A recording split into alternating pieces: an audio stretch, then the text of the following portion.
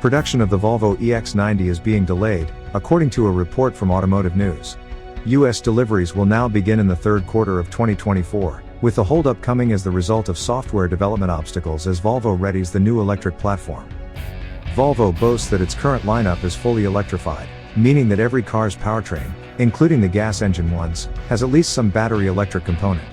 The brand's stated goal, however, is to go much further and sell only battery electric EVs, and no gas-powered cars, starting in 2030. So far, Volvo has two electrics, the XC40 Recharge and the related C40 Recharge, both adaptations of an existing architecture. With the all-new EX90, which is designed from the ground up for electric propulsion exclusively, we get our first look at Volvo's EV future. The car will launch with a dual-motor powertrain driving all four wheels. The two permanent magnet motors produce a combined 402 horsepower and 568 pound-feet of torque in the standard version. The twin-motor performance model will have 496 horsepower and 671 pound-feet.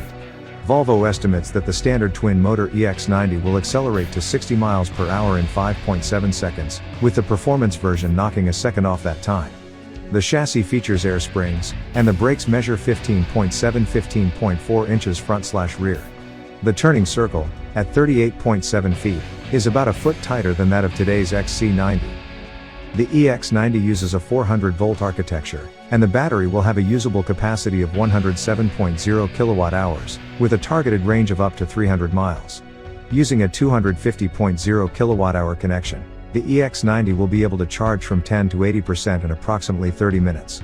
The car will also come with plug and charge for automated payment at charging stations. The EX90's EV architecture will allow for bidirectional charging capability, meaning that the car's battery could charge your house, either during a power outage or, possibly, even to sell battery-stored energy back to the grid during peak hours. Volvo will sell the necessary home hookup and energy management software, although which markets we see this capability in remains to be seen. When away from home, the EX90's battery can power accessories or lend some juice to another Volvo EV. Much of the powertrain matches that of the recently unveiled Polestar 3, the battery capacity, the motor's torque output, and even the bidirectional charging capability. The EX90 also promises to be safer than any Volvo car to come before it. That safety push takes several forms. 2 cameras trained on the driver plus a steering wheel sensor combine to determine the pilot's level of alertness. If the driver has become incapacitated, the system can stop the car at the roadside and turn on the hazard lights. In-car radar is designed to detect a child or pet left in the vehicle. If the system detects a child or pet, it can display a reminder, prevent you from locking the doors, and run the climate control system to maintain a comfortable temperature. The car launches with Volvo's Pilot Assist system, which adds lane change functionality to its current lane centering capability. The EX90 also will come with the hardware for eventual unsupervised driving. The EX90's exterior design was previewed by the concept Recharge, although the EX90's shape and proportions are more SUV-like than the concept's more wagon-like, lower roof profile. In fact, the EX90's exterior dimensions are close to those of the existing XC90. The wheelbase is the same at 117.5 inches, while the overall length grows by just over 3 inches, to 198.3. The EX90 is about an inch and a half wider at 77.3 inches, and about an inch lower at 68.8 inches.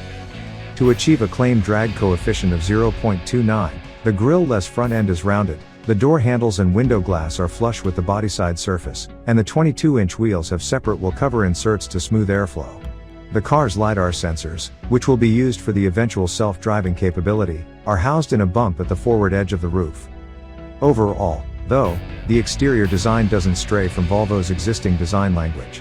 That's intentional, according to Robin Page, Volvo's global head of design. "We made a conscious decision not to go too crazy," he says.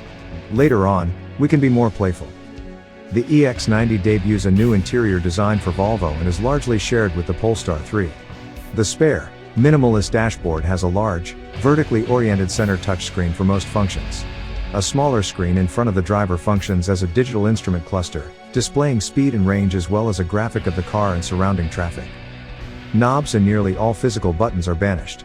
The exception is a large volume knob on the center console. Gear selection is via a column stalk. Volvo attempts to make navigating the large, 14.5-inch central touchscreen easier by surfacing different functions on the home screen when the car is parked or driving, or whether there's an ongoing phone call or audio playing.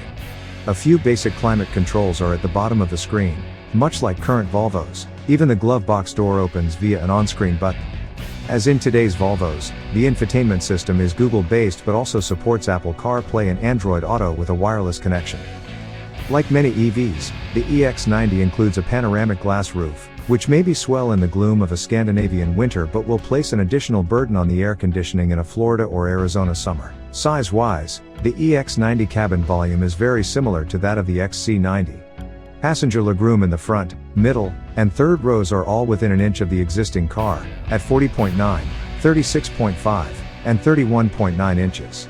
Cargo volume also is about the same, with the EX90 offering 13 cubic feet behind the rearmost seats and 68 cubic feet with all seatbacks folded. There's also a small frunk with just over 1 cubic foot of space. Volvo previously announced that its EVs would have leather-free interiors, and the EX90 offers Nordico as a leather substitute along with a wool blend fabric. Other textiles are made from recycled plastic bottles. Trim pieces from FSC certified wood are backlit for a Scandinavian living room atmosphere. The carpets are made in part from recycled materials. Volvo says that 15% of all the plastics used in the EX90 are recycled or bio-based.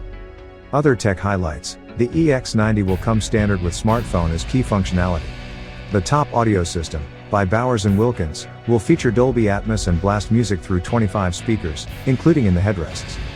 The EX90 will be built in Ridgeville, South Carolina, for the US market, alongside the Polestar 3, and is expected to reach dealerships in early 2024. However, customers can pre-order their cars now and then will be able to finalize their EX90 spec in the fall of 2023. Pricing isn't being released yet, with Volvo saying only that the car will be well equipped at under $80,000. Besides buying or leasing, the EX90 will be available through the brand's Care by Volvo subscription plan. The model will be sold alongside the current XC90 at the top of the Swedish brand's lineup before eventually supplanting the XC90.